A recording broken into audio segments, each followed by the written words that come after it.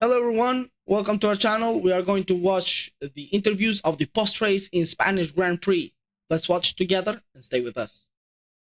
I think, Max drove a brilliant race today, and I think strategically we got it just right. And we went for an optimum race time, and it paid off. And we knew that the McLaren would come back with that overlap on the tire a little at the end of the race, but we had just enough in hand. But it was so decisive. That first lap was crucial, and then the pass on George, was even more important. Start made all the difference. That was the difference, wasn't it, today between yourselves and Norris? Actually, I think it was the move. I think the start was one element of it, and then the move that he needed to put on George quickly, and then get the tires under control. And I can't express how difficult that is, because on the one hand you're telling the driver cruise and look after the tires, but he obviously went for it. He got the pass done, and then executed a perfect race. Chris, you heard on the radio we were getting some information. This is actually the early part of the race, pass on George. Yeah, it's quite a long way back as well. So he did it the hard way around the outside. It was close, hard, fair racing between the two of them, and we were relieved to see that get done. Crucial, but that's of course why he gets the big money, isn't it? Because he's able to do decisive moves like that. He's so decisive.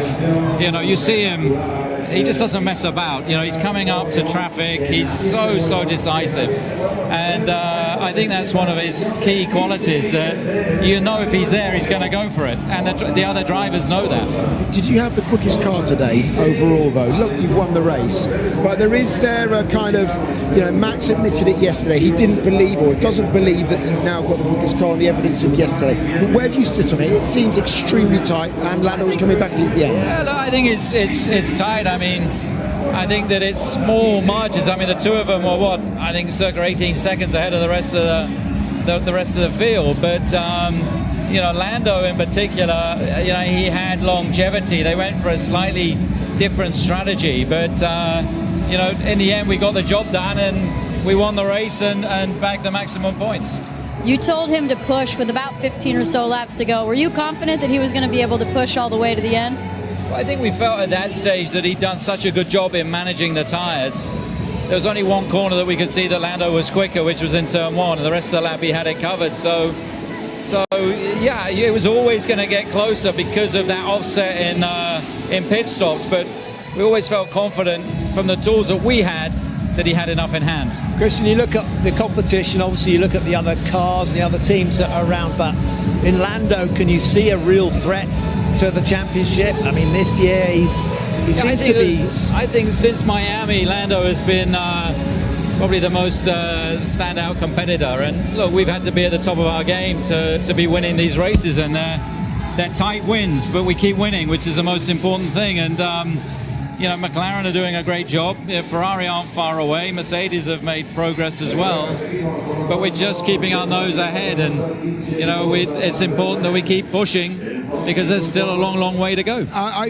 There's a couple of things I want to pick up on here. Number one, McLaren are almost a fresh challenger for you, and I wonder how much your experience over the last few years in winning is going to count if they are to be the nearest competitor to you. I also want to follow that up with the tapering of the wind tunnel and the CFD time, and how that works out. How much of a difference is that going to make, do you think, in the second half of this year and going into next year, bearing in mind it resets on June the 30th? I think it's all relative. We obviously had a double whammy last year on the tunnel time for this year's car, but it all evens itself out. And look, when you run at the front, there's nowhere to hide, and you get found out because everything gets scrutinized, every strategy call, every start, every pit stop, and so it's a different pressure, and it's a different philosophy that you have to have. And I think that's where the team, we've done a lot of winning the last couple of years, but we haven't lost that edge of big moments, delivering pit stops, strategy calls,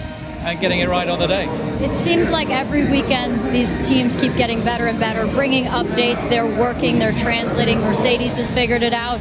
With your guys' situation, with the loss of Adrian, with the changes in engineering, are you confident that you're going to be able to keep up with that pace and bring things each and every weekend, or at least every couple of weekends, to keep moving forward with the car? Absolutely. We got tremendous strength and depth in the team, and stability for the long term. And I think that what you're seeing now is work that's been going on over the last few months, and there's more in the pipeline. But of course, you're into diminishing returns, and it's really incremental. I mean, on Friday we looked like we were probably fourth quickest car, but the engineering team did a great job over the weekend. They managed to turn it around. We came so 200ths from pole, and then obviously managed to get the race win today. So, but we're very aware that we need to keep bringing performance to the car.